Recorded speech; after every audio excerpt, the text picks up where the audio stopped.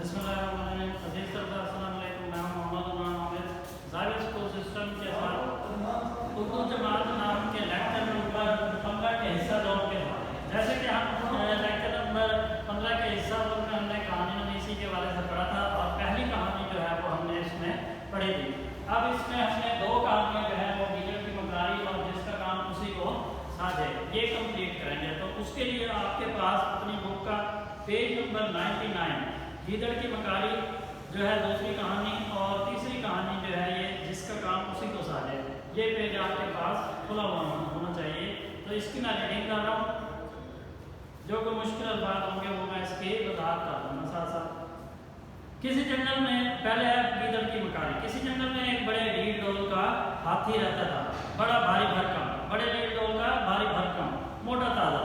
اسی جنگل میں ایک طرف گیدڑوں کا ایک ہول گروپ یا گروہ کہہ لیں بھی رہا کرتا تھا. جب ہاتھی اپنی سونڈ کو ہلاتا, جھومتا, چلتا پھرتا تو گیدڑ اسے دور سے ہی دیکھ کر للچاتے اور دل ہی دل میں اس کے گوشت کے مزے لیتے. مگر بس نہ چلتا تھا کہ اتنے بڑے قدآور ہاتھی کے گوشت سے کس طرح لطف اندوز ہوں. لطف اندوز نا مزے اٹھانا, مزے لینا.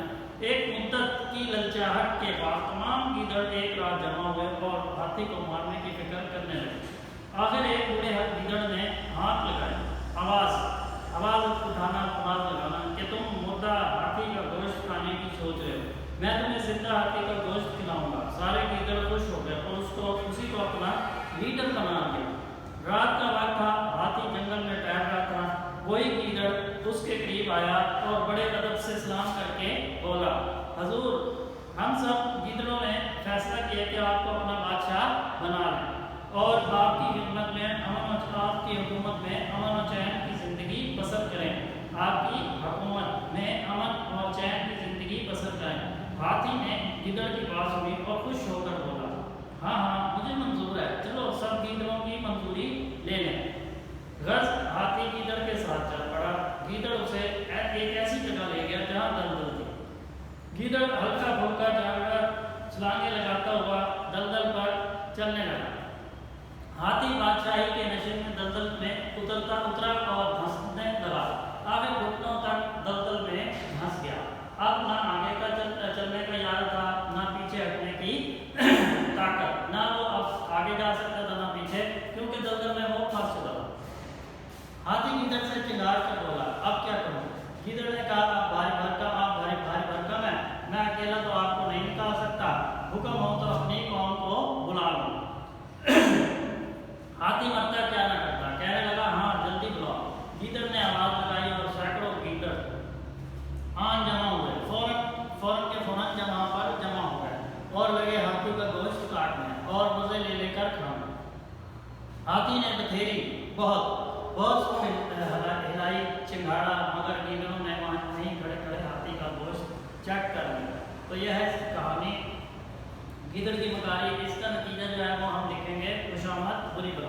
اب دوسری کہانی دیکھیں جس کا کام اسی کو ساجھے. گرمی کا موسم تھا, دھوپ شدت کی تھی, ہر طرف آسمان سے آگ برس رہی تھی. ایک بڑے جنگل کے کنارے ایک بڑ کا درخت شاخوں اور پتوں کی چھتری تانے کھڑا تھا.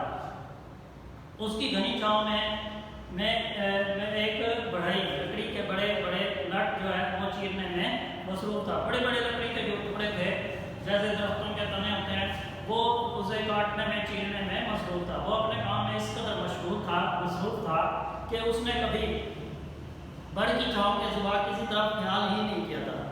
بڑ کے اوپر ایک بندر بھی رہا کرتا تھا اور بڑی توجہ سے بڑھئی کو لکڑی چیرتے دیکھا کرتا تھا. اسے بڑھئی کا کام اتنا پسند آیا کہ وہ چاہتا تھا کہ بڑھئی چلا جائے اور وہ لکڑی چیرنے کے لیے لٹ پر بیٹھ جائے اور بڑھئی بن کر لکڑی چیرے. بڑھئی اکثر لکڑی چیرتے وقت لکڑی کی درز میں جہاں پر وہ لکڑی کو کاٹا کرتا تھا وہ اسے درز کہا جاتا ہے, یعنی کہ ایک شگاف سا ہوتا ہے, وہاں پر لکڑی کو رکھ کر چیرا جاتا ہے. میں ایک کیل جو ہے وہ ٹھونک دیا کرتا تھا. لکڑی کا ہوتا ہے ایک کھونٹی سی ہوتی ہے, اسے وہاں پر لگا دیا جاتا ہے تاکہ جو ہے وہ لٹ جو ہے وہ اس سے آگے نہ بڑھے, رکاوٹ کہہ رہے ہیں اسے. بندر نے یہ سارا کھیل دیکھا اور موقع کی تلاش میں رہنے لگا. ایک دن کا ذکر ہے کہ بڑھئی کسی حاجت ضرورت کے لیے لٹ سے اٹھا. آری اور پچر دونوں اپنی اپنی جگہ छोड़े और खुद चला गया। बंदर ने देखा, मौका पाया, दर्द से उतरा, लट पर आ बैठा और इधर उधर देखकर झांककर लकड़ी की दर्ज के पिक्चर के साथ खेलने लगा। अब जहाँ पर यानी कि वो लट पहले से मौजूद थी और वहाँ पर उसने पिक्चर जो है वो ठोकी हुई थी, कील ठोका हुआ था ताकि वो लट जो है वो आगे ना बढ़े, लेकिन वो उसे हिलाने डुलाने लगा, जोर लगाता और उसे हिलाता रहा। हिलते हिलते आगे पिक्चर दर्द से निकल आया और दर्द बंद हो गई। इसके साथ ही बंदर का हाथ दर्द में आकर फंस गया। बथेरा चीखा चिल्लाया, बहुत चीखा चिल्लाया, तड़पा, मगर ऐसा फंसा के निकल न सका। आगे बेहोश होकर गिर पड़ा। बढ़ई ने बंदर की चीखें सुनी तो भागा हुआ आया। बंदर को बेहिस्सो हरकत पड़े पाया, जल्दी से पिक्चर उठाई और लकड़ी की दर्ज में ठोंक दी। दोबारा यानी कि जैसे पहले वो छोड़ के गया था उसने वैसे ही कर दिया और दर्ज खुली तो बंदर फिर भी ना हिला। बंदर बढ़ई ने देखा तो वो मर चुका था। तो बढ़ई ने जब देखा तो वो बंदर जो है वो मर चुका था।